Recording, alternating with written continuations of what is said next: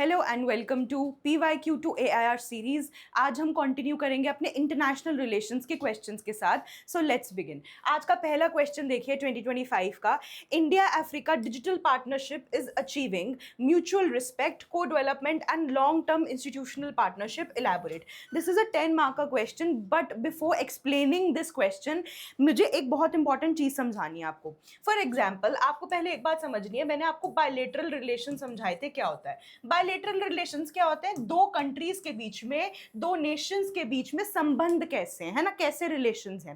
अब bilateral relations के तो बहुत सारे एस्पेक्ट हो सकते हैं। जब दो कंट्रीज का हम रिलेशनशिप की बात करते हैं, उसमें मल्टीपल एस्पेक्ट्स, मल्टीपल स्फेयर्स आते हैं। For example, there can be economic aspect of the bilateral relation, मतलब उन्होंने क्या कोई फ्री ट्रेड एग्रीमेंट साइन कर रखा है, या फिर उन्होंने कोई trade agreements, normal trade agreement sign कर रखा है, जैसे अभी यूरोपियन यूनियन और इंडिया का साइन हुआ है। ठीक है, किस किस चीज में वो ट्रेड करते हैं, दो कंट्रीज में से कौन सा कंट्री ट्रेड डेफिसिट में रहता है, जैसे इंडिया चाइना में India is on trade deficit. तो ये वाली that is an economic aspect. ठीक है, इंपोर्ट एक्सपोर्ट हम लोग क्या क्या करते हैं, that is economic aspect of the bilateral relations. दूसरा हो सकता है पॉलिटिकल एस्पेक्ट। ठीक है, दो कंट्रीज के बीच में पॉलिटिकल रिलेशंस कैसे हैं। जैसे मैंने आपको इंडिया मालदीव्स वाले में एक बात समझाई थी कि जब अनडिप्लोमेटिक वर्ड्स का एक्सचेंज होता है या फिर कुछ भी प्रॉब्लम्स दिखाई देती हैं, तो हमारे को लगता है कि थोड़ा सा पॉलिटिकल रिलेशन जो है वो खराब हुआ है। तीसरा कैन बी और कल्चरल एस्पेक्ट, है ना। हमें अपने इंडिया की अगर हम बात करें, इंडिया के अपने नेबर के साथ अच्छे कल्चरल ताल्लुकात हैं। कल्चरल हमारा हिस्टोरिकली भी हम एक दूसरे से कनेक्टेड रहे हैं, वो बुद्धिज्म के थ्रू हो, वो हिंदुइज्म के थ्रू हो, डिफरेंट डिफरेंट हमारे जो हमारे पुरानी स्पिरिचुअल टेक्स्ट हैं, सेक्रेड बुक्स हैं, उसके अंदर वो जो जगहें हैं उनका पुराने नामों से जो है उसका मेंशन किया गया है। दैट इज व्हाट हमारा क्या है, वो कल्चरल रिलेशनशिप हमारा कैसा है। तो इकोनॉमिक, पॉलिटिकल, कल्चरल रिलेशन। फिर उसके बाद आप बोल सकते हैं डिप्लोमेटिक रिलेशंस हमारे कैसे हैं, हम कौन कौन से मल्टीलेटरल ऑर्गेनाइजेशंस में इकट्ठे मेंबर्स हैं, कहाँ कहाँ पर हम जो है हमारी जो आइडियोलॉजी है डिप्लोमेसी को लेके कि क्या हम मल्टीपोलैरिटी की तरफ चल रहे हैं कि दो पावर ब्लॉक्स की तरफ चल रहे हैं, ये सब कुछ हो गया। तो अगर बायलेटरल रिलेशंस की बात करें तो एक बायलेटरल रिलेशंस के अब तो देखो, अब बहुत इंपॉर्टेंट जो अब इमर्जिंग स्फेयर है, दैट इज आपकी डिजिटल पार्टनरशिप पे भी बात होने लगी है ना। क्योंकि मैंने आपको बताया कि artificial intelligence, semiconductors, internet of things, ये आगे आने वाला पूरा जमाना इन्हीं चीजों का है। इसी वजह से आप देख रहे हैं कि कंट्रीज जो हैं वो पैक्स सिलिका की मैंने आपको बात बताई थी, सप्लाई चेन्स की बात बहुत ज्यादा हो रही है। So understand, if you are आप जब प्रिपेयर कर रहे हैं बायलेटरल रिलेशन, तो आपको सारे एस्पेक्ट्स के 5-5 पॉइंट्स एग्जांपल्स के साथ होने चाहिए। इसमें आप कनेक्टिविटी का एक पोर्शन बना सकते हैं। कनेक्टिविटी एज इन, अगर दोनों ने मिलके कोई कॉरिडोर बना रहे हैं, कोई पोर्ट डेवलप कर रहे हैं जिससे कनेक्टिविटी इनहैंस होगी, तो ये सब भी आप इंक्लूड कर सकते हैं। तो आपको ये सारे एस्पेक्ट्स ध्यान में रखने हैं। अब जब कोई भी यूपीएससी क्वेश्चन पूछेगी when it comes to bilateral relations, अगर उसने थोड़ा अम्ब्रेला टर्म में पूछ लिया कि इन दोनों कंट्रीज के ताल्लुकात कैसे हैं, तब तो आपके पास ओपन फील्ड है। क्योंकि आपके पास देखो बहुत सारे एस्पेक्ट्स हैं लिखने के लिए। तो अगर आपके पास 4-5 पॉइंट्स ईच भी हुए तो भी बहुत ज्यादा है ना। 15 मार्कर का भी अगर हम क्वेश्चन लगाकर चलें, लेकिन अगर यूपीएससी ने यहां पर किसी एक पर्टिकुलर एस्पेक्ट को उठाकर क्वेश्चन पूछ लिया कि भाई अगर इंडिया यूएस की बात करें तो प्लीज आप हमें इकोनॉमिक एस्पेक्ट समझाओ रिलेशन का। इकोनॉमिक एस्पेक्ट में देखो वहां पर आपके पास जो ऑप्शन है, जो चॉइस है ना लिखने की पॉइंट्स, वो कम हो गई। आप बाकी सारी चीजें मेंशन नहीं कर पाओगे। अगर इकोनॉमिक एस्पेक्ट पूछ लिया, आपको ज्यादा से ज्यादा क्या आएगा भाई, टैरिफ वॉर आ जाएगा। ठीक है, आपको सैंक्शंस याद आ जाएंगे। फिर उसके बाद आप ट्रेड डेफिसिट की बात कर सकते हैं। ठीक है, फिर उसके बाद आप लोन्स की बात कर सकते हैं। बट इससे ज्यादा का आगे कहानी बढ़ेगी नहीं। तो आपको ये बात याद रखनी है कि आपको इस हिसाब से प्रिपरेशन करनी है कि आप जो है आपके पास दोनों चीजें एड्रेस करने के लिए अच्छे खासे पॉइंट्स हो। अब यहां पे भी यही प्रॉब्लम है, इस वाले क्वेश्चन में भी इन्होंने इंडिया अफ्रीका रिलेशन पूछा। अगर इन्होंने खाली इंडिया अफ्रीका रिलेशन पूछा होता, हमारे पास मल्टीपल एस्पेक्ट्स थे लिखने के लिए। लेकिन इंडिया अफ्रीका का कौन सा नीश वाला पोर्शन पूछा, डिजिटल पार्टनरशिप। और जब यूपीएससी नीश पे क्वेश्चन पूछ लेती है, एक पर्टिकुलर एस्पेक्ट उठा के, वहां पर एक एस्पिरेंट के लिए काम डिफिकल्ट हो जाता है, क्योंकि आपके पास उतने पॉइंट्स नहीं बचते। अब आप यहां पर आराम से देखो, इसने पूछा इंडिया अफ्रीका की डिजिटल पार्टनरशिप जो है वो 3 वर्ड्स इसने यूज करे हैं, mutual respect, co development and long term institutional partnership वो अचीव कर रही है। इलैबोरेट, 10 मार्क्स का क्वेश्चन है। हम क्या करेंगे, इंडिया अफ्रीका की डिजिटल पार्टनरशिप, इन 3 वर्ड्स को डिफरेंट डिफरेंट तरीके से एड्रेस करके हम इसे आंसर करेंगे। एक बात आपको बिल्कुल ध्यान रखनी है, क्वेश्चन जितना you will stick to the question, जितने वर्ड्स के क्लोज रहोगे क्वेश्चन में, उतना ज्यादा बेटर एड्रेसल होगा और उतने ज्यादा बेटर मार्क्स मिलेंगे। यहां तक कि I suggest my students that you carry the same words used in the question when it comes to headings also. Directly ऊपर से उठाओ, नीचे हेडिंग में लिख दो। अगर उन्होंने एडवांटेजेस वर्ड यूज किया है तो आप प्रोज वर्ड यूज नहीं करेंगे, आप एडवांटेजेस ही करेंगे। उससे क्या होता है, you stick to the question and आपकी क्लैरिटी ऑफ थॉट दिखाई देती है। ठीक है, अब यहां पर इंट्रोडक्शन देखो। India Africa digital partnership gained momentum with 2024 India Africa ICT expo. अब यहां पर देखो, this is a current affair based introduction. मैंने आपको पहले भी ये बात समझाई थी।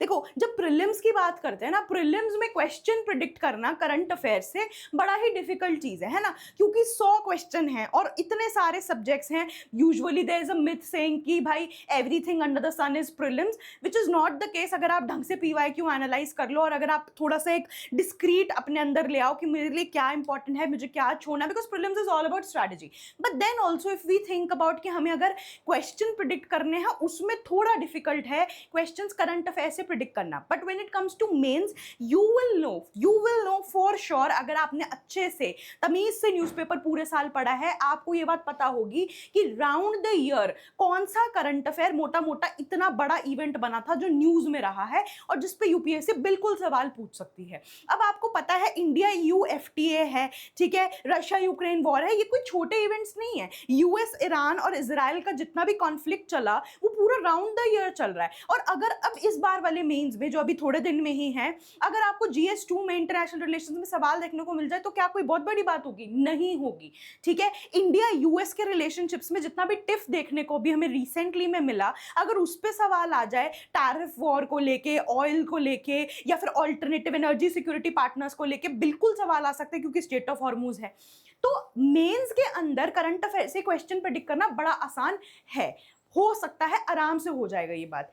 अब यहां पर आपको ये बात याद रखनी है कि जब आप ऐसे क्वेश्चंस के साथ डील कर रहे हैं, आपके पास एक तरीका है कि आप करंट अफेयर बेस्ड इंट्रोडक्शन उठा लें। करंट अफेयर बेस्ड इंट्रोडक्शन कैसे होगा? You will understand why UPSC has asked this question. कुछ तो न्यूज में ऐसा होगा। दो चीजें समझिए यहां पे, एक होता है फॉरवर्ड लिंकेज, एक होता है backward linkage. Forward linkage is when any topic is in news for any reason, ठीक है, that is in current affair में बात चल रही है उसकी। Backward linkages connecting that to your static syllabus. जब ये दोनों चीजें आ जाती हैं साथ में, तब यूपीएससी उस पर सवाल पूछ लेती है। और अगर आपको दिख रहा है, अगर आपको पता है कि इंडिया अफ्रीका रिलेशन उन्होंने क्यों पूछा, तो आप कॉन्टेक्स्ट उठाएं कि आपने उसे न्यूज में क्यों पढ़ा था, उसी का इंट्रोडक्शन बना दें। यहाँ पर वही मैंने किया है कि 2024 के अंदर इंडिया अफ्रीका का आईसीटी एक्सपो हुआ था, जिसकी वजह से इंडिया अफ्रीका की जो डिजिटल पार्टनरशिप है वो काफी आगे मोमेंटम उसने पकड़ा, कि उसने स्पीड पकड़ी। ठीक है, और दिखाई देता है क्या? Demonstrating technological cooperation that prioritises African sovereignty while fostering shared digital growth. अब यहाँ पे अफ्रीकन सोवरेनिटी की बात हो रही है। एक बात समझो, न्यू कॉलोनियलिज्म मैंने आपको समझाया था, तो यहाँ पर हम और अफ्रीका, इंडिया और अफ्रीका ऐसा डिजिटल पार्टनरशिप बनाने की कोशिश कर रहे हैं जहाँ पे अफ्रीका की इंटेग्रिटी इंटैक्ट रहे, उनकी आज़ादी, सोवरेनिटी इंटैक्ट रहे, आप उन्हें कॉलोनी ना बना दें डिजिटल के चक्कर में। लेकिन साथ ही साथ आप क्या फॉस्टर कर रहे हैं कि दोनों कंट्रीज डिजिटली ग्रो करें। इंडिया अफ्रीका की अब डिजिटल पार्टनरशिप, उन क्वेश्चन में से एक एक वर्ड उठाएंगे और एड्रेस करेंगे।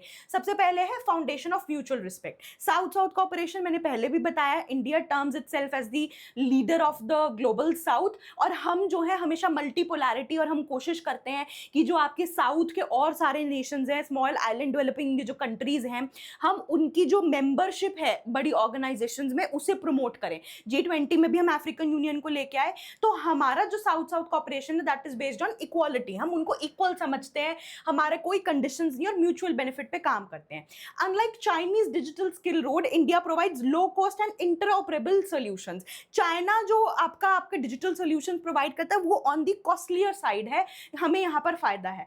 अफ्रीका इंडिया को व्यू करता है as a partner in capacity building, not a new colonial actor. मैंने बोल दिया आपको, जब उसको ये ट्रस्ट है, देखो एक चीज याद रखना, जितनी भी जो भी कंट्रीज ऐसी है ना जिनके साथ हिस्टोरिकली जिन्होंने कॉलोनियलिज्म फेस करा है, उनके दिमाग में एक एप्रीहेंसिवनेस रहती है कि आज भी डेवलप्ड नेशंस का, या फिर जो इकोनॉमिकली काफी या डिफेंस के तौर पे अगर जो नेशन बड़ी स्ट्रांग है, उनके दिमाग में ये डर रहता है कि भाई ये न्यू कॉलोनियलिज्म के हथकंडे अपना रहे हैं हमें कंट्रोल करने के लिए, है ना। जैसे चाइना है, ये क्या है, ये न्यू कॉलोनियलिज्म ही है जब वो डेट ट्रैप पॉलिसी यूज करता है ना। आप किसी को अगर डेटरेंस भी क्रिएट कर रहे हो, किसी तरीके से उसको आसपास से घेर रहे हो, that is also new colonialism, है ना। वो आप इकोनॉमिक्स के तौर पे करो, डिफेंस के तौर पे।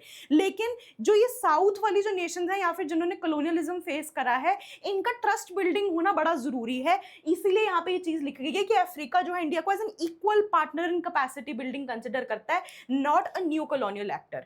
दूसरी वहां पे चीज क्या थी, को डेवलपमेंट थ्रू टेक्नोलॉजी। एक pan African e network develop किया गया था 2009 में, जहां पे 48 अफ्रीकन कंट्रीज इंडिया के टेली एजुकेशन और टेलीमेडिसिन से कनेक्ट हुई।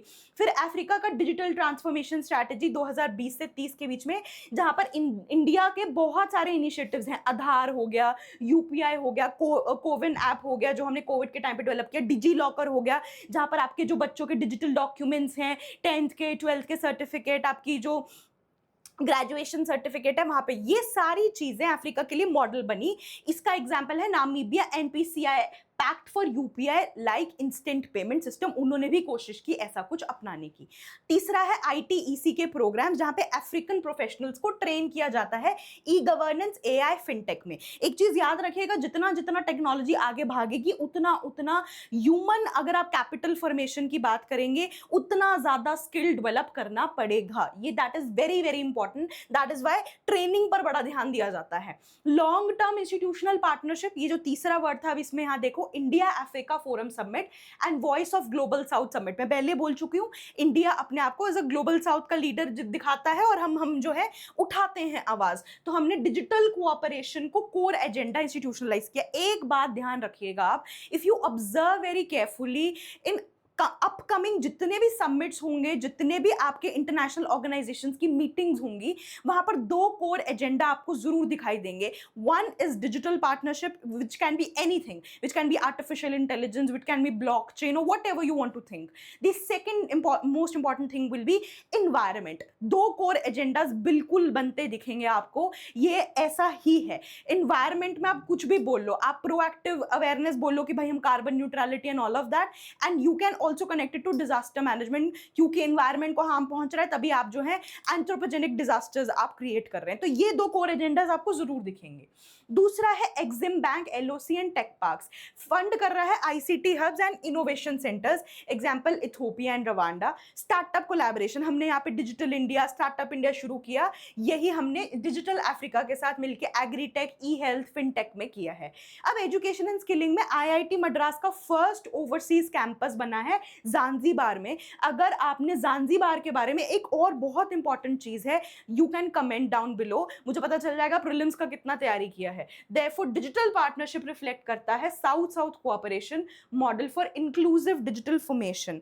There was a time when inclusive growth की जब हम बात करते थे, there can be two ways of talking about inclusive growth.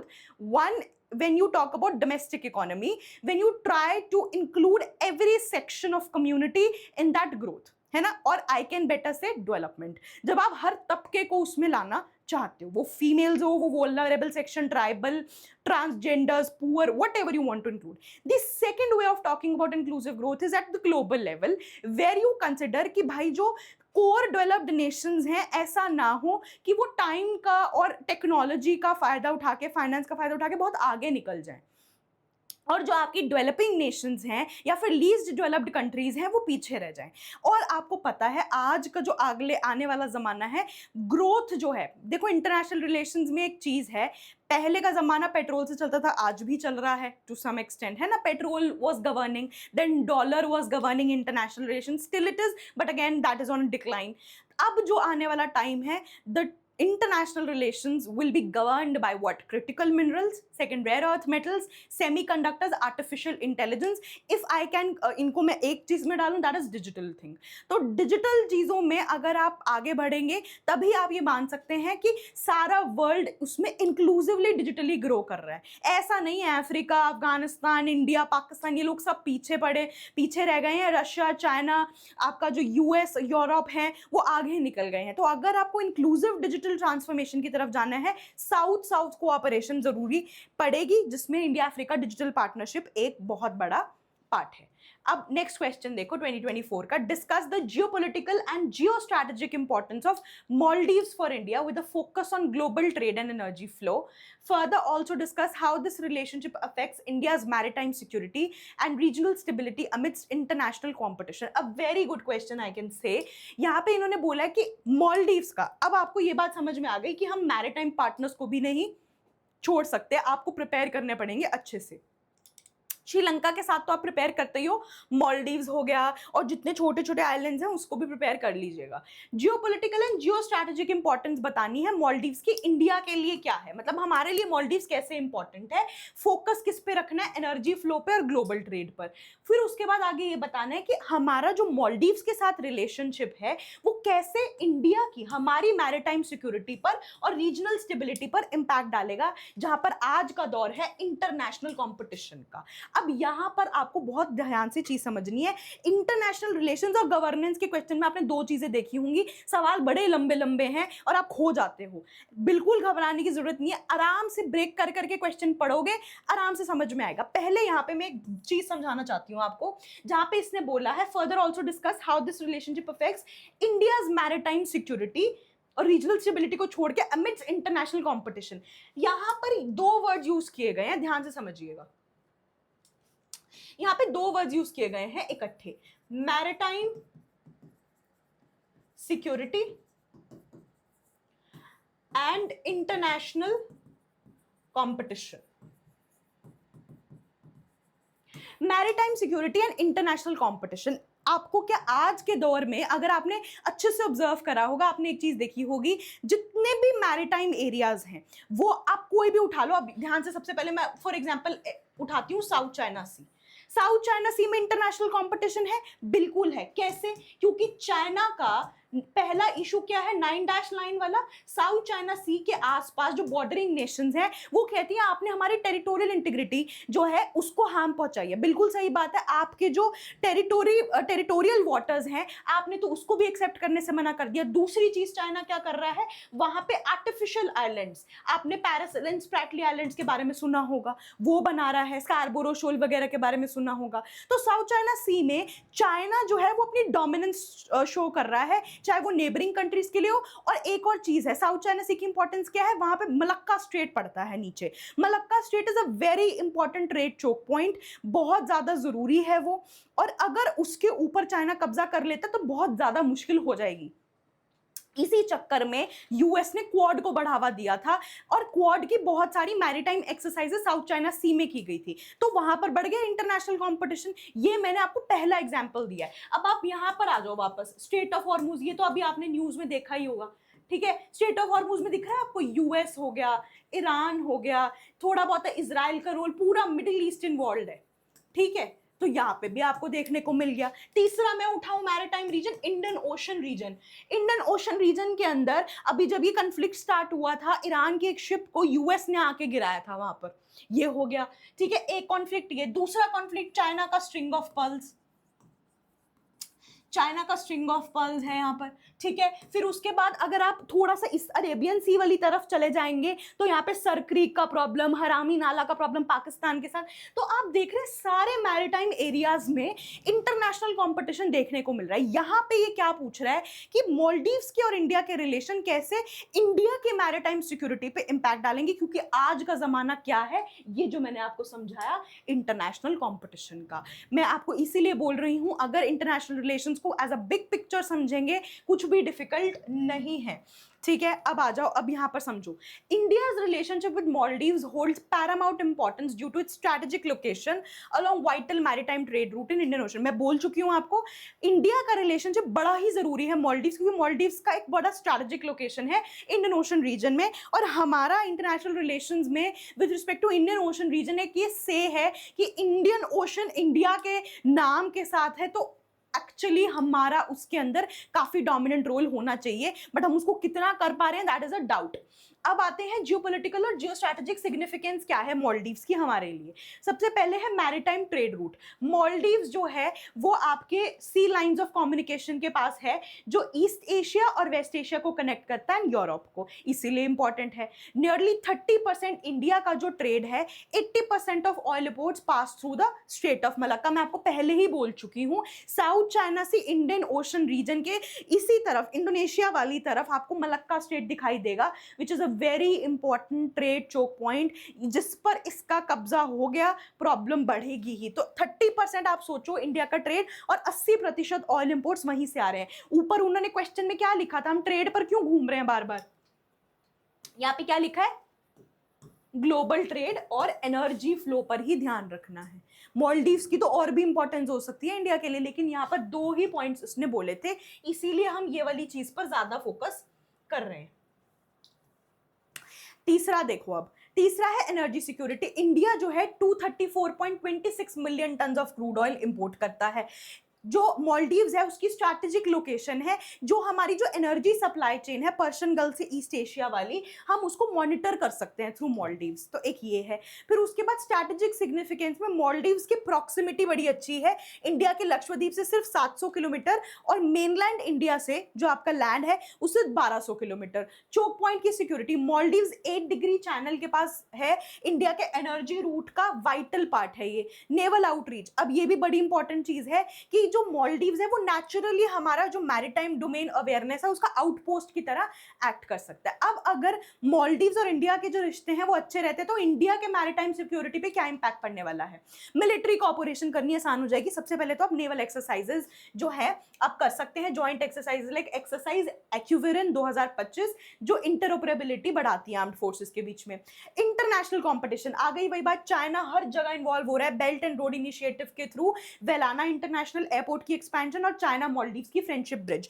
China की सीधी सीधी फिलॉसफी है, अगर इंडिया नेबरहुड फर्स्ट पे चल रहा है, हम एक्ट ईस्ट पॉलिसी पे चल रहे हैं, चाइना जो है वो देखो, चाइना का एक सीधा सीधा फंडा है कि इंडिया के जितने भी नेबर्स हैं ना, उनको सबको किसी तरीके से अपने कंट्रोल में ले आओ, वो कुछ भी करना पड़े, वो टेरिटोरियल इंटेग्रिटी हार्म करनी पड़े, वो फ्रेंडशिप एग्रीमेंट साइन करने पड़े, उनको लोन देना पड़े, उनको डिफेंस में, what ever they can do so that India थोड़ा अपने ही तबके में, अपने ही एरिया में आइसोलेटेड फील करे, वो उनका है। और उनका वो जो रीजनल एम्बिशन है ना, आई वुड से रीजनल एस्पिरेशन है, उसमें भी तो आगे उनका नाम बनेगा ना, कि वो रीजनली भी तो स्ट्रांग हो रहे हैं। तो risk of militarisation of Indian ocean ये तो होना ही है। जब भी किसी भी मैरीटाइम रूट पे इंटरनेशनल कंपटीशन शुरू होता है उसकी मिलिटराइजेशन होती ही है। चैलेंजेस क्या है, सबसे बड़ा चैलेंज हमारे लिए वही है, चाइना का इन्फ्लुएंस। चाइना ने 20 की एग्रीमेंट साइन करे हैं मालदीव्स के साथ, जिसमें टूरिज्म पे बात, डिजास्टर रिस्क रिडक्शन। अभी डिजास्टर रिस्क रिडक्शन ना is very important for Maldives again, क्योंकि उसका डूबने का सी लेवल राइज का की वजह से डूबने का चांस है। Then there is domestic politics, India out campaign, ये ना बड़ा हमारा ना, मैं I would say this India out campaign and this domestic politics is a very negative aspect India के लिए when it comes to India and international relations. Why? Because एक time मुझे याद है जब नेपाल में अर्थक्वेक आया था तो इंडियन मीडिया इतनी ज्यादा वहां पे इन्वॉल्व थी, वहां पर इंडियन मीडिया गो बैक वाला कैंपेन चला था। तो आपको ये बात समझनी पड़ेगी कि अगर आप अपने सिर्फ और सिर्फ इंटरनेशनल लेवल पर डिप्लोमेसी से और आपका आई वुड से नेताओं के लेवल पे, मिनिस्टीरियल लेवल पर इंपैक्ट नहीं पड़ता है। आप सॉफ्ट पावर की बात करते हैं, आपको हर चीज का ध्यान रखना पड़ेगा। आप एक तरफ से बॉलीवुड, योगा, फूड, क्लोथ्स की बात कर रहे हैं, पीपल टू पीपल कनेक्ट अगर स्ट्रांग नहीं है, अगर आपने मीडिया एथिक्स फॉलो नहीं करे, आप जब जा रहे हैं घूमने के लिए वहां पर आपने अपने आप को कैसे प्रोजेक्ट किया है। अब जैसे इंडियन टूरिज्म बहुत ज्यादा है वर्ल्ड में, है ना, हर जगह इंडियन टूरिस्ट देखने को मिलते हैं, फॉरेन सबसे ज्यादा घूमते हैं। अगर आपने अपने आप को ढंग से वहां प्रोजेक्ट नहीं करा, आप मान के चलिए उसका अगर बड़ा छोटा इंपैक्ट होगा लेकिन इंपैक्ट होगा जरूर इंटरनेशनल रिलेशंस पे। ये चीज चीज थोड़ा ना हमें नुकसान करती है, ये हमें देखना पड़ेगा। ये जो इंडिया आउट कैंपेन है ये इंडियन मिलिट्री की प्रेजेंस के अगेंस्ट है। Non traditional threats, piracy, terrorism, drug trafficking तो है ही है, और डिप्लोमेटिक टर्मोइल, वही अनडिप्लोमेटिक वर्ड्स का एक्सचेंज, ठीक है, बाय मिनिस्टर इन मॉलडीव्स। ये इसी के बाद हमारा वो जो अंडमान एंड निकोबार और इसका डेवलपमेंट प्रोजेक्ट की बात हुई थी ना, इसी के बाद उठी थी कि हम जो है मॉलडीव्स का टूरिज्म ऑल्टरनेटिव ढूंढ रहे हैं। अब अंडमान एंड निकोबार का डेवलपमेंट प्रोजेक्ट का कितना हमें उसका क्या होने वाला है, that is another debate. Because see I if it comes to tourism, I have no doubt that yes tourism बिल्कुल बढ़ेगा अगर हम अंडमान एंड निकोबार का डेवलपमेंट प्रोजेक्ट, बट क्या हम आज के दौर में हम जितने भी, अगर हम इकोलॉजिकली फ्रेजाइल एरियाज देखें इंडिया में, बात समझो, इकोलॉजिकल फ्रेजाइल एरियाज, आप गोवा की बात कर लें, है ना, आपने गोवा के बीचेस देखे होंगे, आप नॉर्थ ईस्ट देख लें, केरला के बैक वाटर्स देख लें, जम्मू कश्मीर देख लें, हिमाचल उत्तराखंड में देख लें, कितनी आप जहां टूरिज्म करने निकलते हैं इकोलॉजिकल फ्रेजाइल एरियाज में, केन बेतवा लिंकेज का अभी वही चल रहा है, रिजॉर्ट बना रहे हैं, आप डुबो देंगे वहीं पे, ठीक है, सब कुछ करते हैं आप। लेकिन एक बात समझिए, जहां पे आप टूरिज्म करने निकले हैं वहां पे अनप्लान्ड अर्बनाइजेशन, पूरी की पूरी इन्वायरमेंटल डैमेज, ठीक है, पूरा का पूरा बायोडाइवर्सिटी डैमेज, ये सब उसका हल निकलता है ना। आपने गोवा के बीचेस का हाल देखा है, हर जगह आप ये सब देखते हैं। तो डाउट यहाँ पे ये है कि क्या आप ग्रीन टूरिज्म या सस्टेनेबल टूरिज्म की तरफ जा पाएंगे, that is a major doubt for India. Understand, Andaman and Nicobar is a very, I would say, biodiverse area, बहुत इंपॉर्टेंट पार्ट है। क्यों? क्योंकि एक तो लेदर बैक टर्टल्स, सबसे बड़े टर्टल्स हैं वो हैं वहां पर, दूसरा पीवीटीजीज, ट्राइबल्स को लेके भी बहुत प्रॉब्लम है, पर्टिकुलरली वल्नरेबल ट्राइबल ग्रुप्स वहां पर एग्जिस्ट करते हैं। तो करना है तो आपको सस्टेनेबल टूरिज्म, ग्रीन टूरिज्म की तरफ जाना पड़ेगा, नहीं तो आज जो उत्तराखंड, हिमाचल प्रदेश और बाकी सब इलाकों का हाल है वही हाल वहां हो जाएगा, और आप अपने एक बहुत ब्यूटीफुल आइलैंड को खो देंगे। कोरल ब्लीचिंग का भी मास इवेंट चल रहा है, आप इन्वायरमेंटल डैमेज कर देंगे पूरा का पूरा। बस ये चीज ध्यान में रखनी पड़ेगी, ये ना हो ईगो के चक्कर में आप इन्वायरमेंट खराब करते चले जाएं, तो ये वाली चीज थोड़ी देखनी पड़ेगी। बाकी undiplomatic words were not good, मतलब एक्सचेंज करने, तो that is another thing. Therefore sustained diplomacy in strengthening people to people, आ गई पीपल टू पीपल कनेक्ट, बहुत जरूरी है, is very essential. Trust building के लिए पीपल टू पीपल कनेक्ट होना चाहिए, जो हमारे नेबरहुड फर्स्ट पॉलिसी के साथ अलाइन करे, ठीक है। नेक्स्ट सवाल देखो आप, 2024 का ये सवाल, West is fostering India as an alternative to reduce dependence on Chinese supply chain and as a strategic ally to counter China's political and economic dominance, explain this statement with examples। अब ये देखो, ये बड़ा important है, यहाँ पर आपको एक बात ध्यान रखनी है कि देखो यहाँ पे ये बोल रहा है कि कैसे वेस्ट जो है इंडिया को एज एन ऑल्टरनेटिव देख रहा है, चाइना की सप्लाई चेन पे डिपेंडेंस घटाना चाह रहा है वेस्ट। देखो कोविड के टाइम पे, मैंने पहले भी समझाया था, कोविड के टाइम पे एक्टिव फार्मास्यूटिकल इंग्रेडिएंट्स को लेके बहुत ज्यादा चर्चा हुई थी। जब चाइना में कोविड आया और उसके बाद पूरे वर्ल्ड में फैला, तो हमारी सप्लाई चेन्स डिसरप्ट हो गई। And active pharmaceutical ingredient, I would say, जैसे cell is the basic unit of life, active pharmaceutical ingredient is the basic unit when it comes to medicine. और जब सारा वर्ल्ड एक ही कंट्री पे dependent था, तब जाकर लोगों को ये अकल आई, जैसे आप ये ऐसे में भी यूज कर सकते हैं, हम हमेशा ये बोलते हैं ना कि crisis is the time when you understand, that is also an opportunity. तो कोविड एक टाइम था जहां पे लोगों को ये बात समझ में आई, वर्ल्ड को ये बात समझ में आई, ऑल्टरनेटिव सप्लाई पार्टनर्स होने बहुत जरूरी हैं। और अगर कोई ऐसी चीज है जो कि बेसिक यूनिट्स हैं किसी भी इंडस्ट्री की, उसमें ऑल्टरनेटिव पार्टनर्स होने बड़े जरूरी हैं।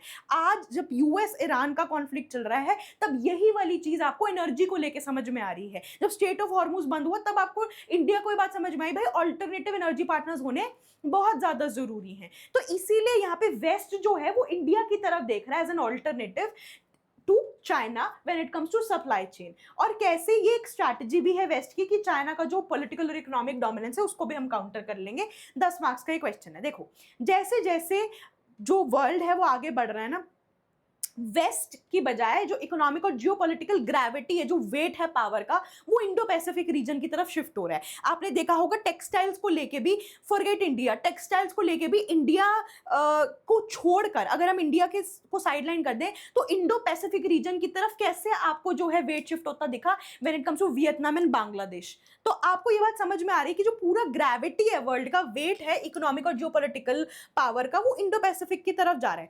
इन सारी चीजों में इंडिया एक स्विंग स्टेट बना हुआ है। इंडिया स्विंग स्टेट कैसे है, हमारा हिस्टोरिकली भी हम नॉन अलाइन मूवमेंट में थे, तो हमारा तो जिस तरफ पेंडुलम जाता है उसी तरफ पूरा का पूरा वर्ल्ड पावर शिफ्ट हो जाता है। तो India has emerge as an ideal swing state. हम जहां पर भी रेस्ट करेंगे वहां पर पावर ग्रेविटी शिफ्ट हो जाएगी, ठीक है। स्पेशली वेस्ट इसीलिए इंडिया को परस्यू कर रहा है ताकि हम चाइना को काउंटर कर सकें। Understand the length and breadth of India, the economic, जितना हमारा साइज है, चाइना को काउंटर इंडिया ही कर सकता है। लेकिन हमें ह्यूमन कैपिटल फॉर्मेशन और ये वो इन सब चीज़ों पे बहुत ज़्यादा काम करना पड़ेगा, बहुत ज़्यादा, क्योंकि हमें पॉपुलेशन वाली चीज़ भी हमारे लिए बर्डनसम है। आप माने या ना माने, आप हमेशा बोलते हैं कि हाँ ठीक है हमारे पास सबसे ज़्यादा यंग वर्किंग पॉपुलेशन है, बिल्कुल सही बात है। वो वर्किंग पॉपुलेशन डेमोग्राफिक डिविडेंड तभी बनेगी ना जब आप उसका ह्यूमन कैपिटल फॉर्मेशन पे काम करेंगे। आप देश में हेल्थ के हाल देखें, एजुकेशन के हाल देखें, एनवायरनमेंट के हाल देखें, तो वो डेमोग्राफिक डिविडेंड नहीं, डेमोग्राफिक डिजास्टर ही बनेगा। तो वो चाइना को काउंटर, आप एक बात समझिए, डोमेस्टिक इकोनॉमिक और जितनी भी आपकी सोशल पॉलिसीज हैं वो कैसे इंटरनेशनल रिलेशंस तक पे इम्पैक्ट डाल सकती हैं। अगर आपके देश में लोग बीमार हैं, उनको स्किल्स नहीं है, आर्टिफिशियल इंटेलिजेंस का पता नहीं है, पढ़े लिखे नहीं है, कुछ भी नहीं है, सिर्फ और सिर्फ पॉपुलेशन बढ़ती जा रही है, आप कैसे अपने आप को एक इमेज बनाएंगे कि हम ठीक है एक बहुत बड़ी कंट्री जो कि इकोनॉमिकली बहुत वेल ऑफ कर रही है, चाइना की मैं बात कर रही हूँ, तो आप उसे कैसे काउंटर करेंगे? या फिर बाकी जो बाहर की कंपनीज हैं वो आपकी कंट्री के अंदर कैसे इन्वेस्ट करेंगी? या फिर जब आप यहाँ से वीजा मांगते हैं बाहर सेटल होने का, वो लोग आपको क्यों बुलाएंगे? आप समझ रहे हैं? तो डोमेस्टिक पॉलिसीज का इम्पैक्ट बड़ी पिक्चर पे भी पड़ता है, लेकिन हम अंदर ही घूमते रहते हैं। ये वाली चीज ध्यान रखनी है। अब वेस्ट चाइना पे क्यों डिपेंडेंस रिड्यूस कर रहा है? क्योंकि China debt trap policy use करता है।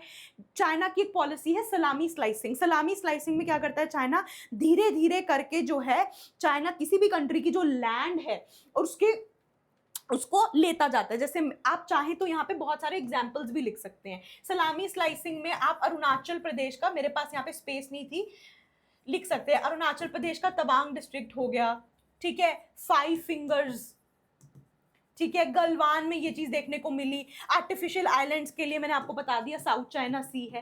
तो ये सलामी स्लाइसिंग पॉलिसी है। Then human rights violation by China in Xinjiang province. आपको पता है एक स्पेसिफिक कम्युनिटी ऑफ मुस्लिम्स के डिटेंशन सेंटर्स चाइना ने बना रखे हैं। इसलिए मैं बोलती हूँ international relations is all about economic opportunities and power. China जो है, पाकिस्तान सबसे बड़ा अलाय बनता है चाइना का। पाकिस्तान आज जो है प्रेजेंटली इस्लामिक नाटो के लिए पुश करता है, हमेशा शरीयत को प्रमोट करना, इस्लाम के लिए खड़े होना, वो अपनी इमेज ऐसे प्रोजेक्ट करते हैं। फिर आप उस कंट्री के साथ कैसे खड़े हैं जो कि डिटेंशन सेंटर और ह्यूमन राइट्स वायलेशन के लिए जाना जाते हैं when it comes to particular section of Muslims. आप मुझे कमेंट सेक्शन में बताएंगे कौन से मुस्लिम्स के डिटेंशन सेंटर जिंगजियांग प्रोविंस के अंदर हैं।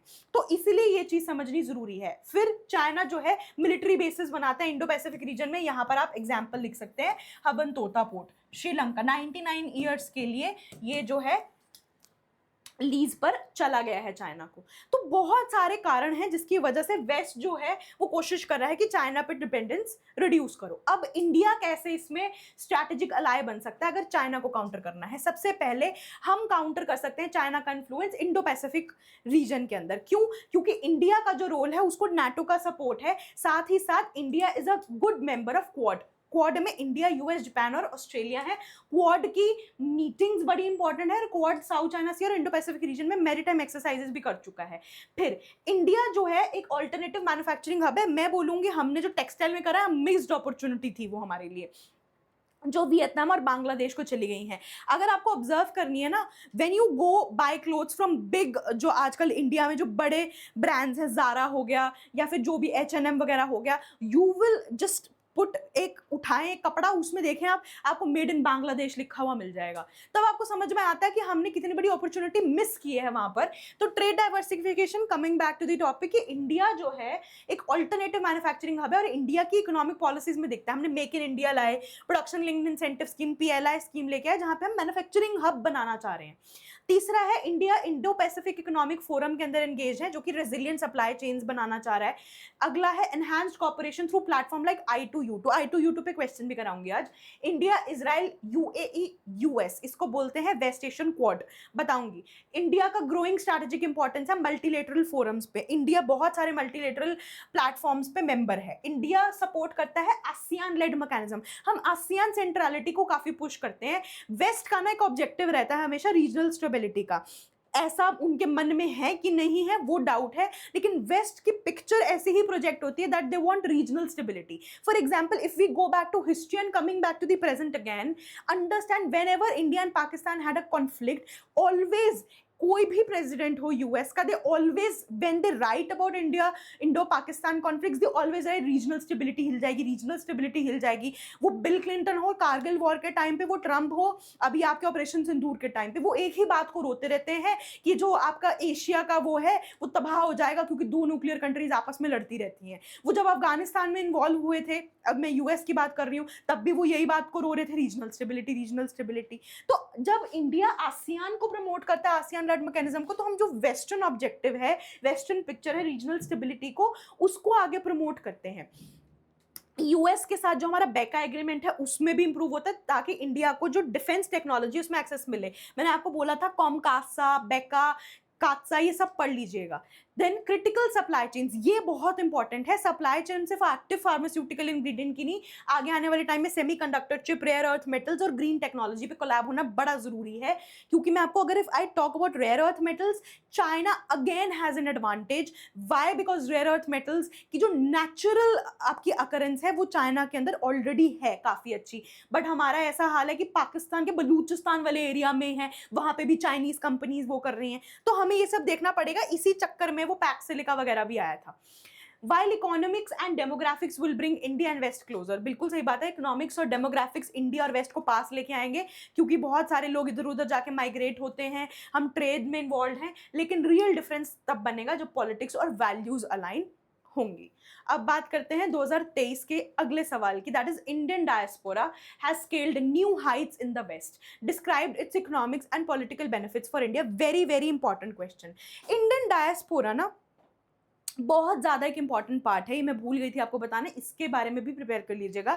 जो भी बायलैटरल रिलेशंस आप बनाएंगे उसमें हर एक कंट्री का इंडियन डायस्पोरा वहाँ पर कितना है, उसका क्या रोल है, बहुत ज़्यादा ज़रूरी है. देखो, Indian diaspora is an important part of soft power diplomacy. Soft power क्या होती है? कल्चरल कॉन्टैक्ट आप बोल सकते हैं, food, music, clothes, people, all of that create, yoga, है ना, ये सब क्या है, इंडियन जो सॉफ्ट पावर डिप्लोमेसी में आता है. अब यहाँ पे इसने बोला कि इंडियन डायस्पोरा नए हाइट्स पे पहुंचा है. इंडिया के लिए इसका इकोनॉमिक और पॉलिटिकल बेनिफिट क्या है?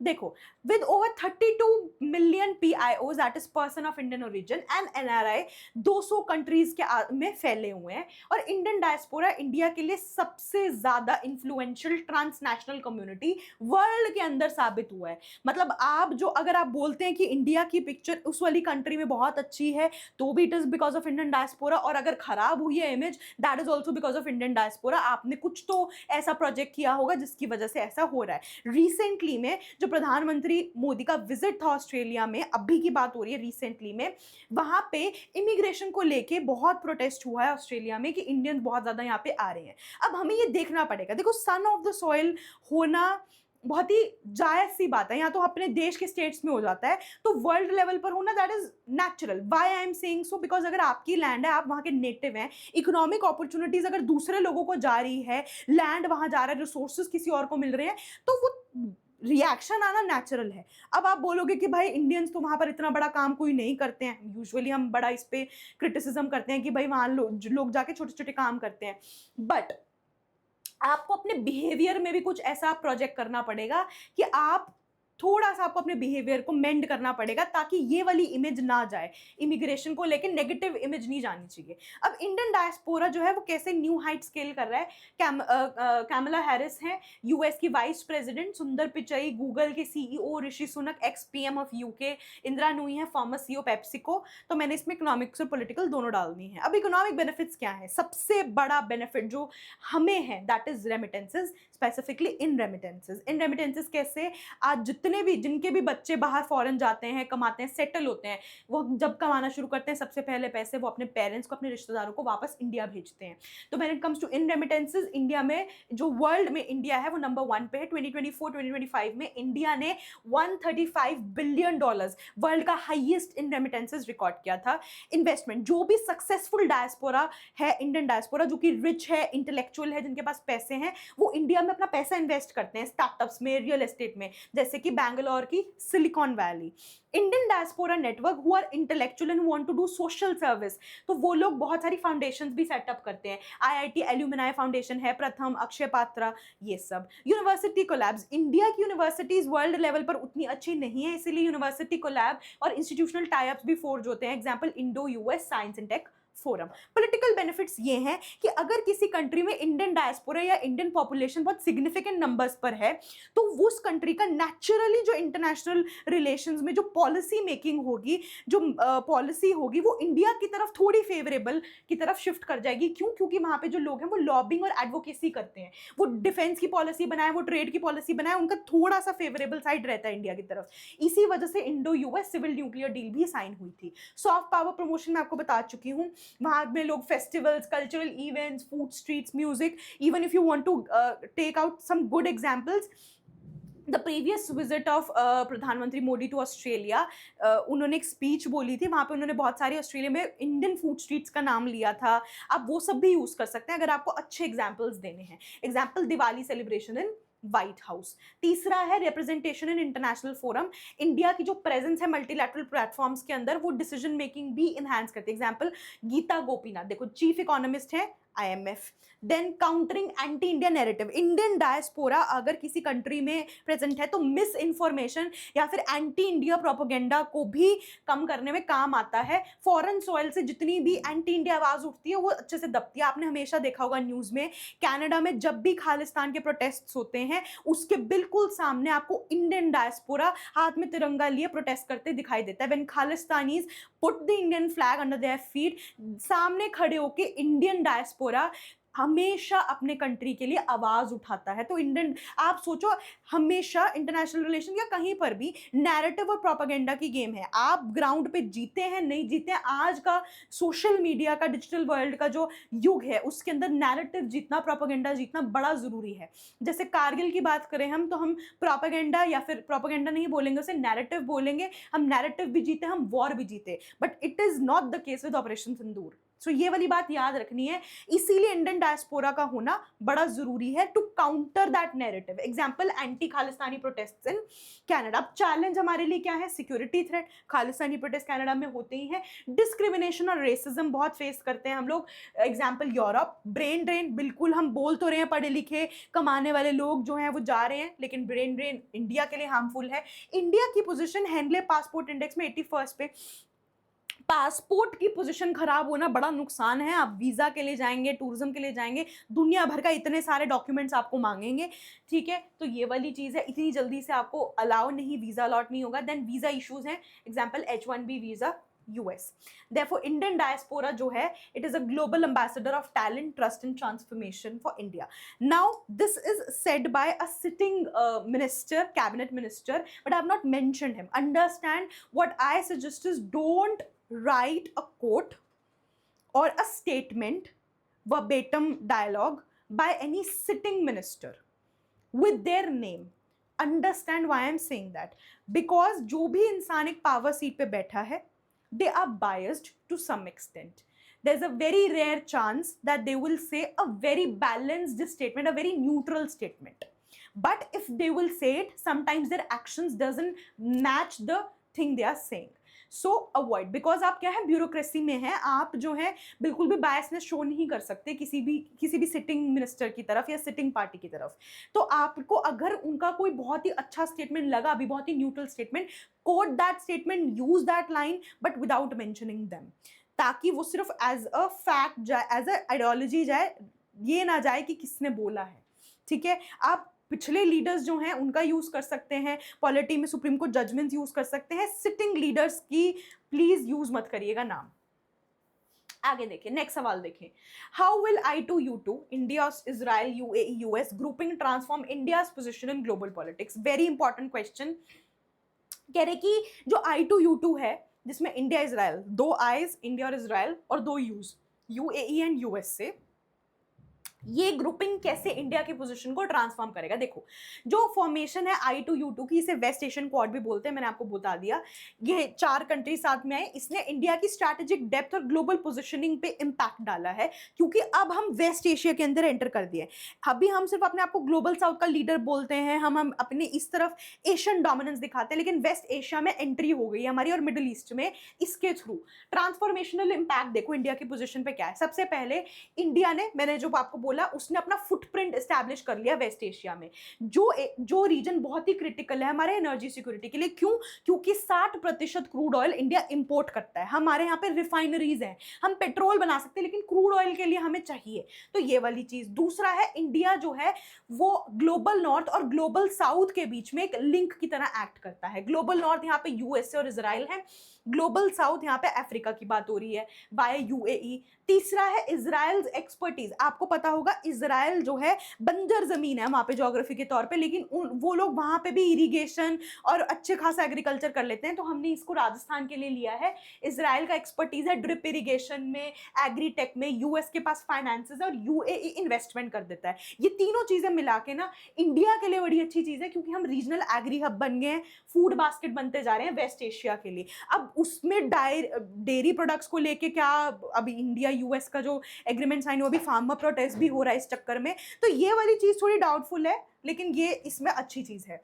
नेक्स्ट है I2U2 is termed as Quad of West Asia by US giving India visibility as a global player. बिल्कुल वेस्ट एशिया में एंटर करते हैं, इंडिया की एक इमेज जाती है कि हम ग्लोबल प्लेयर्स हैं, साउथ एशिया के बियॉन्ड भी एग्जिस्ट करते हैं, और हमारी इमेज आती है एज अ फर्स्ट रिस्पॉन्डर है ना, developmental partner in sync with the G20 presidency. अगला हम चाइना का इन्फ्लुएंस काउंटर कर सकते हैं वेस्ट एशिया में, स्ट्रैटेजिक ऑटोनॉमी, यूएस और इजराइल के साथ कोऑपरेट करके, और ईरान और अरब वर्ल्ड के साथ रिलेशंस मेंटेन कर रहे हैं।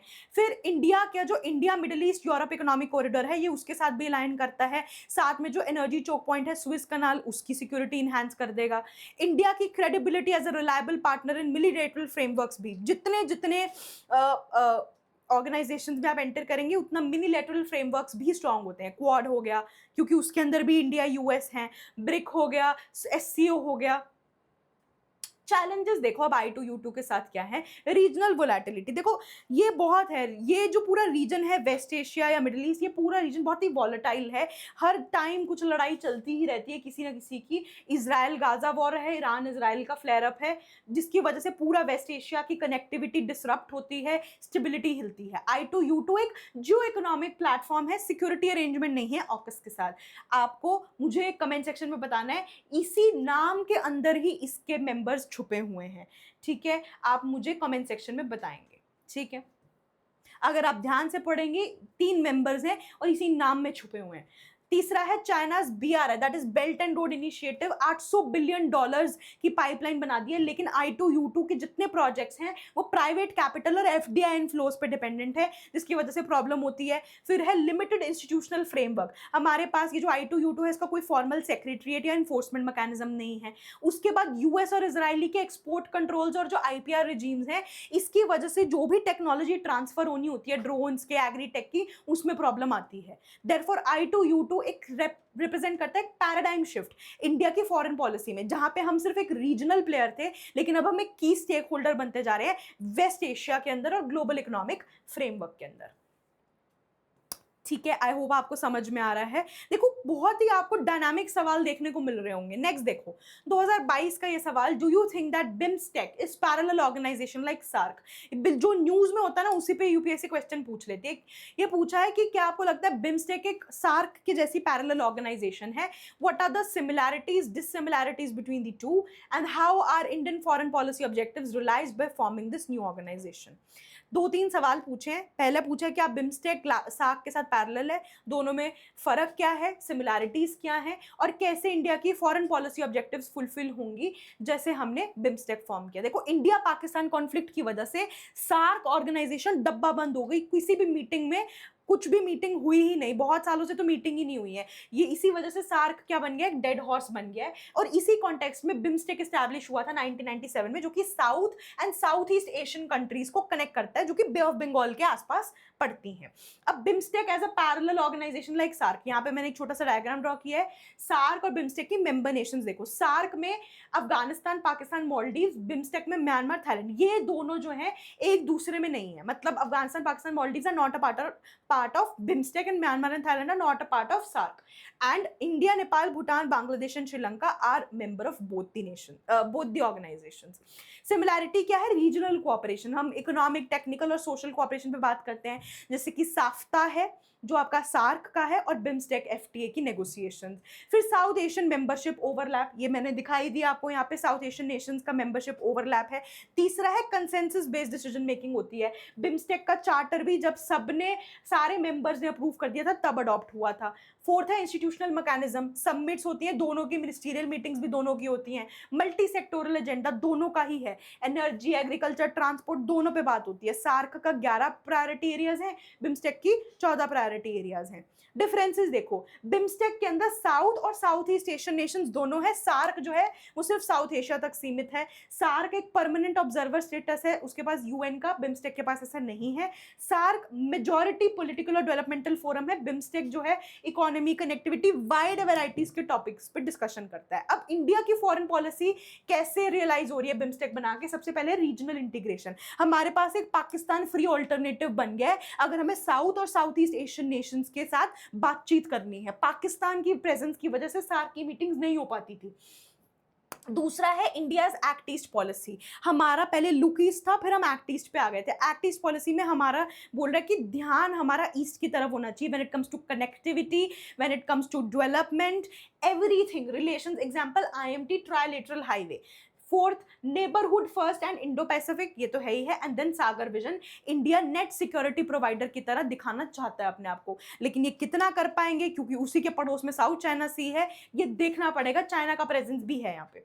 Therefore, group's cohesion is key to realize Vision 2030 adopted in 6th BIMSTEC Summit. तो ये जो आपका बिम्स्टेक का ग्रुप है, इसमें कोहेसिवनेस होना, आपस में जुड़ाव होना बड़ा जरूरी है अगर विजन 2030 को आपने पूरा करना है, जो कि 6th बिम्स्टेक समिट में बात की गई थी। नेक्स्ट क्वेश्चन देखें, 2021 का ये सवाल, USA is facing an existential threat in form of China that is much more challenging than the erstwhile Soviet Union, explain. आपको पता होगा जब हम पास्ट में बात करते हैं तो there were two power blocs, एक तरफ यूएसए, एक तरफ सोवियत यूनियन। लेकिन अब ये बोल रहा है कि अब जो है यूएसए एग्जिस्टेंशियल क्राइसिस फेस कर रहा है, कि उसकी एग्जिस्टेंस पे सवाल उठ रहे हैं चाइना की वजह से, और ये जो पास्ट में सोवियत यूनियन ने थ्रेट दिया था यूएस को, उससे भी ज्यादा खतरनाक है। ये एक्सप्लेन करना है। In the words of Henry Kissinger, देखो सोवियत यूनियन जो है वो यूएस के लिए एक मिलिट्री थ्रेट था, है ना, लेकिन चाइना सिविलाइजेशनल चैलेंज है यूएस के लिए। ये लाइन आप यूज कर सकते हैं। अब limitations of challenges from Soviet, जब सोवियत एक चैलेंज था यूएस के लिए, ध्यान से समझिएगा यहाँ पे क्या समझा रही हूं मैं। जब सोवियत यूनियन, जो यूएसएसआर बोल लो आप, आज रशिया है, वो टूट गया था बाद में। सोवियत यूनियन जब यूएस के लिए चैलेंज था, उसकी क्या लिमिटेशंस थी? ठीक है, पहला कि उनका जो चैलेंज था वो था प्राइमरली मिलिटरी एंड आइडियोलॉजिकल, है ना, बिल्कुल सही बात है। यूएस जो है वो कैपिटलिज्म की तरफ था, यूएसएसआर या Soviet union high form of communism की तरफ, और मिलिटरीली क्योंकि क्यूबन मिसाइल क्राइसिस हुए थे, आपने वर्ल्ड हिस्ट्री में पढ़ा होगा। दूसरा है इकोनॉमिक चैलेंजेस, यहाँ पे सोवियत यूनियन आज देखो ग्लोबल जीडीपी में 10% से भी ज्यादा, लेस देन 10% जो है कंट्रीब्यूट करता है। तीसरा है सॉफ्ट पावर इतना ज्यादा नहीं है सोवियत यूनियन का एज कंपेयर टू यूएस का हॉलीवुड वगैरह, फूड आइटम्स ये सब ज्यादा हैं, बट सोवियत यूनियन का उतना ज्यादा नहीं है, आपने सुना भी नहीं होगा। अगला है Soviet threat was largely European and nuclear, है ना, बिल्कुल सही बात है, ज्यादातर न्यूक्लियर लेवल पर था, और maritime reach Indo Pacific region में सोवियत यूनियन की बड़ी कम थी। लेकिन चाइना का थ्रेट देखो, ये एग्जिस्टेंशियल थ्रेट बना हुआ है, जियोपॉलिटिकल डायमेंशन। चाइना जो है वो ना सिर्फ थ्रेट कर रहा, चाइना जो ग्लोबल पावर डोमिनेंस थी ना यूएसए की in terms of multilateral organisation, funding, वो उसको पूरे को डिसरप्ट करके अपना ही एक पैरेलल सिस्टम बना रहा है। पैरेलल सिस्टम आपने देखा होगा, उन्होंने टेक्नोलॉजी में भी यही किया, वो जीपीएस वगैरह कुछ चलाते नहीं है, वो कोई ये नहीं चलाते, व्हाट्सएप नहीं चलाते, उनका अपना ही पूरा सिस्टम है। वो स्पेस में भी वही कर रहे हैं, वो इकोनॉमिक उसमें भी, ऑर्गेनाइजेशन में भी वही कर रहे हैं, वो डॉलर की डोमिनेंस भी घटाने के चक्कर में तो पूरा पैरेलल सिस्टम डेवलप कर रहे हैं वो। तो प्रोजेक्ट्स एंड अल्टरनेटिव गवर्नेंस, वही बोल रही हूँ मैं, and developmental model of authoritarian capitalism, इसका पूरा अलग ही सेटअप कर दिया उन्होंने। इंडो पैसिफिक एक्सपेंशन, चाइना जैसे सोवियत यूनियन की उतनी प्रेजेंस नहीं थी इंडो पैसिफिक में, बट चाइना की है। South China Sea, Taiwan strait, string of pearls, ये डायरेक्टली यूएस की जो पावर है इसे काउंटर करता है। एग्जाम्पल बॉइलिंग फ्रॉग स्ट्रैटेजी, आप जो है जिसे कहते हैं ना किसी के अंदर एक गुस्सा भरते जा रहा है, भरते जा रहा है, पायलअप होता जा रहा है, ये वैसा है कि इतना ज्यादा कर दो, बिल्कुल बॉईल कर दो अंदर से उसे। गुस्से में जैसे गुस्सा आता है ना, पाइलअप होता रहता है अंदर, आप कुछ बोलते नहीं, कुछ कर नहीं सकते, but you are just piling up, that is one. Geo economic dimension देखो, parallel institutional ecosystem, this is very very significant, ये बात याद रखिएगा। ये जो चाइना ये कर रहा है ना, इससे सबसे ज्यादा इंपैक्ट पड़ेगा। इंस्टीट्यूशनल इकोसिस्टम भी पैरेलल डेवलप कर दिया उसने, इकोनॉमिक्स में भी एआईआई भी, ठीक है, and new development bank, belt and road initiative, debt trap policy, BRI के बेल्ट एंड रोड इनिशिएटिव के अंदर इतने लोन चढ़ा देता है सामने वाले पे, फिर वो जब वापस नहीं दे पाता नेवल बेस या पोर्ट बना देता है। श्रीलंका का हमनतोता पोर्ट 99 ईयर्स के लिए गया, ये मैंने पहले भी बताया आपको।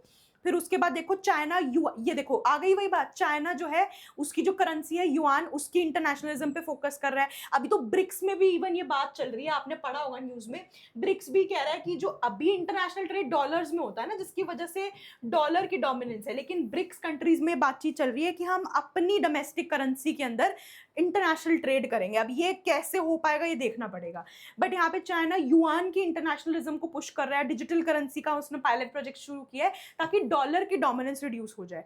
और ट्रेड डेफिसिट बहुत बड़ा, एक बात याद रखना, सारा कुछ पैसे से चलता है। हम पाकिस्तान के ऊपर हावी क्यों पड़ते हैं? क्योंकि पाकिस्तान जब ट्रेड होता था, अब नहीं होता, जब पाकिस्तान और इंडिया का ट्रेड होता था पाकिस्तान ट्रेड डेफिसिट में था, इंडिया और चाइना में हम ट्रेड डेफिसिट में हैं, यूएस और चाइना के अंदर यूएस ट्रेड डेफिसिट में है। ये प्रॉब्लम करेगा ही करेगा, $350 बिलियन का ट्रेड डेफिसिट, तो ये पावर को डिराइव करता है। डिफेंस और सिक्योरिटी डायमेंशन से मल्टीलैटरलिज्म की बात करें तो dual use infrastructure, Djibouti and Gwadar, global south outreach देख लो, ब्रिक्स के थ्रू, एससीओ के थ्रू, चाइना का nuclear trade, Huawei ban in USA and digital silk road. अब यूएसए ने कौन से स्टेप्स लिए हैं? देखो, क्वाड का रिवाइटलाइजेशन उन्होंने कोशिश करी कि क्वाड को वापस लेके आते हैं, बट इसमें इंडिया के साथ कितनी भागीदारी बनाएंगे वो देखना पड़ेगा। फ्रेंड शोरिंग की है, ऑकस पैक्ट साइन हुआ है, ब्लू डॉट नेटवर्क जापान के साथ मिलके, तो यूएस कर रहा है कोशिश अपनी काउंटर करने की, बट देखना पड़ेगा कैसे होगा। क्योंकि एक बात याद रखना, इकोनॉमिक ग्रोथ की अगर बात करें ना, US is kind of achieved it's threshold. तो अभी यूएस की जितने भी, आई वुड से कोई भी प्रेसिडेंट आ जाए, वो कितना भी ग्रेट यूएसए बनाने की कोशिश करे, बट इकोनॉमिक्स के अपने रूल्स हैं, वो अपने थ्रेशहोल्ड पे पहुंच गए, वो वहां से कैसे पुश करते हैं ये देखना पड़ेगा। Therefore, sustained strategic competition without conflict is essential to avoid global instability. अगर आपको हेल्दी कंपटीशन करना है तो आपको सस्टेन्ड स्ट्रैटेजिक कंपटीशन करना पड़ेगा, वो इकोनॉमिक्स हो, वो डिफेंस हो, ऑल्दो ये बात बहुत लोग नहीं मानेंगे क्योंकि फिर वो आर्म्स वॉर शुरू हो जाती है। स्ट्रैटेजिक कंपटीशन आपकी इकोनॉमी हो, पॉलिटी, टेरिटरी हो, कुछ भी हो, आपको सस्टेन्ड तरीके और स्ट्रैटेजिक पर्सपेक्टिव से चलना पड़ेगा, नहीं तो ग्लोबल इंस्टेबिलिटी और कन्फ्लिक्ट्स तय हैं जो कि होते बहुत जल्दी दिखाई दे रहे हैं। ठीक है, ये थे आपके इंटरनेशनल रिलेशंस के PYQs। Thank you so much, we will meet in the next session with a new subject. Thank you so much.